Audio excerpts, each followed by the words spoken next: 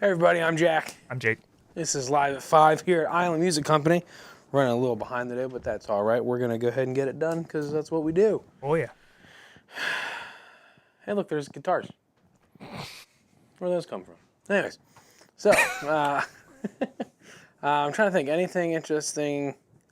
You know, the old ukulele jam this Saturday here at the shop. Yep. Starts at 1.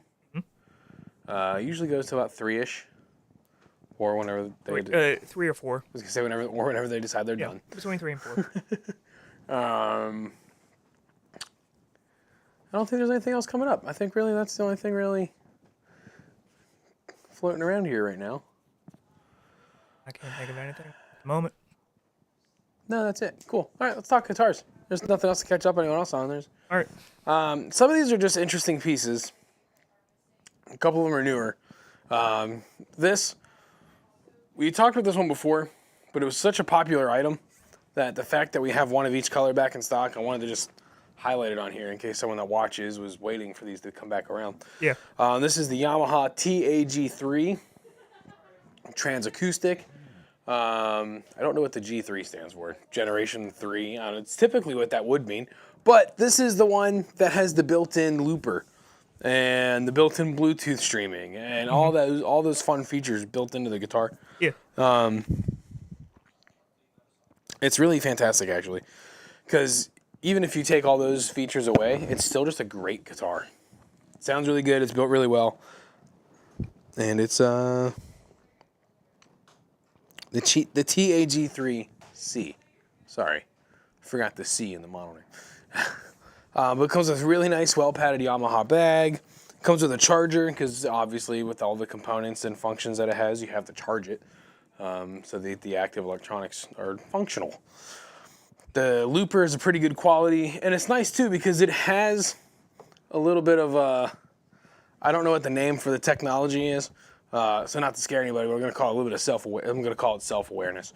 But it's not like the self-aware AI, but you know. But what's nice is when you tap it, because it's got you saw the little circular pattern here. You tap that. That's a sensor to engage the looper. What's nice is, though, obviously there's going to be a little bit of delay when you come from a strum or a lead to tap that. But what it does is it adjusts what you're doing. So it's a really nice feature there because then you don't have that weird like half second or like millisecond gap in your loop. So that's really nice. Take all that aside from it, fantastic guitar, all solid construction. Great job from Yamaha on the TAG3C. Can't forget that C. I see. There's a C in there. This one was really neat. I walked past it not too long ago. Someone had called us about this guitar and was asking questions about it. We posted, and then it was really weird because we had posted it on our social media. Mm-hmm. And then at the same exact time that we posted on social media, within minutes, we got a phone call about it from someone who had not even seen our social media. They were just like, what's going on? What's a cool guitar? What do we got there? Fantastic little piece. I highly encourage you to come in and check it out. This is the Crestwood Custom from Epiphone. It's a kind of a little bit of a sleeper of a guitar. Like, I didn't expect it to be as awesome as it was until I got a chance to plug it in and put it through the paces. Sounds great with some reverb and a Vox. Mm-hmm. But it was a fun little catch us by surprise little guitar. So that was a nice little fun experience there to kind of play with something that I would normally just walk past because I thought it looked weird or wasn't a super popular guitar. But no, that's a good sleeper little guitar. So if you're looking for something in that like 6-ish price range, the Crestwood Custom from Epiphone is a fun way to go. Then we're going to come over here. Ibanez acoustics are by far drastically overlooked, in my opinion. I think they're great acoustic guitars that everyone just kind of glances over just because it's an Ibanez, and it's not what people expect when they're thinking Ibanez. What's really cool about it is fantastic electronics here with the tuner, onboard preamp, and everything. You have like a dedicated stereo XLR out on the back, so on the bottom. So because you have the active electronics XLR out, you can just punch right into a PA system. You don't necessarily have to use a... The sound guy's favorite connector. Well, just guitars. go straight from the guitar right to the thing. They don't No mess with DI. DI boxes, no preamps or anything. Just boom. What's really cool about these guitars is they have what's called the airport, and it's the I think how they call it the airport. Yeah, but they put these little sound holes on the top bout of the guitar, and it bounces up to you. But I noticed this the other day. This one has a little rubber cover Yeah. in its airport. Yep. And I just thought it was very funny and interesting and unique. But it's also really cool because then you get a really good view into like the bracing and the structure of the guitar. So it's a fun little thing. And then I liked how these are even just like other guitars have this port on it, but this is specifically branded by Ibanez, and it's really nice because then it just pops right in real easy, covers the port on your airport acoustics, and good little thing there. This is the like a satin black finish. We have these in like a rose, like some weird rose purplish red kind of color, and so. But the Ibanez acoustics are fantastic because of their neck shape. Anyone that's looking to get into acoustics but doesn't want to spend big money but wants something that's going to be reliable and comfortable, Ibanez is a great way to go. Just because the way the necks are slim, they're narrow, they fit right into the palm of your hand. You can't go wrong there. What more would you want from a guitar than one that's comfortable and plays well? This, Ilaria showed this to me the other day. She's one of our salespeople here at Isle Music. She's like, have you seen this? I was like, this is a fantastic, gorgeous guitar. This is the Player 2 modified. So you take your Player 2 series and you modify it. No. Got him. Close. So instead of Olympic white, it's Olympic pearl because there is some pearlescent finish in the guitar body there. You have the rolled edges on the neck. You have player noiseless style pickups, and you have locking tuners. It's a fun guitar. You have your push-pull down here in the bottom, and it's just a clean look.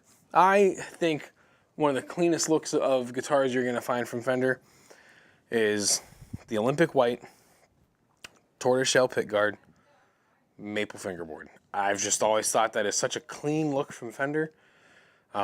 Years ago, they did the American Standard P bass that looked like that, and that was my dream bass, and then they discontinued it. And now I want one of the new basses with these features on it, because now all the new items that keep coming out have been spoiled with like the Pro 2s and the Player 2s are way better than the things they've been put out a couple years before that. So now I'm like, no, just give me the guitar that I want in the series that I want, and I'll be happy. Instead, I just keep buying a bunch of stuff from everyone else. So, all right. The real reason we're here. Okay, what is it? Oh, to go home. Oh. Yeah. Now, this is the Taylor Gold Label 814E. Yes. You might be thinking, Jack, it's a big grand auditorium. Well, it's called the Super Auditorium. A little different. This one here is a Koa back and sides, solid spruce top. You can see it has the special inlay work. There's a gorgeous cap on the headstock there. Just everything about it. There's such brilliant quality and craftsmanship that goes into these guitars. And Taylor did a knockout home run job with these. Inspiration on the Gold Label guitars comes from the 30s and the 40s. So that's where you get the wider lower bout, the skinnier middle bout. You have a little special design on the pick guards there. Pick guards are also thicker than your normal Taylor pick guard. Yeah. The neck shape is nice. It fits well with the body. It's a great guitar. They've priced them really well. They had launched these guitars back at NAMM. What's really nice about it, though, is you're getting into the LR bags instead of the ES2, which, maybe I'm a little biased. I think LR bags sound great. They sound really nice on these guitars. The LR bags also sound really good on the Legacy guitars. So Taylor did, branched out a little bit, moved away from their thing, trying something new, and I think it's working very well for them. What's nice about these guitars, though, is that the way that these were constructed is going to give you that mellow, warmer sound that comes from guitars from the 30s and the 40s. And so you're going to be getting away from that brighter, crispier tone that Taylor tends to be known for. So these are going to help you balance that out. As opposed to, guitars that are made out of mahogany or whatever. Well, you can get this guitar with the koa and spruce combination, but because of the way that it's built, you're going to find yourself landing on more of that mid-range, warmer side of things, not so much the bright and high-end side of things. Yeah. Let's see, what was the other note I had on here that I really wanted to say? It's a different style of V-class bracing, so it's fanned V-class bracing.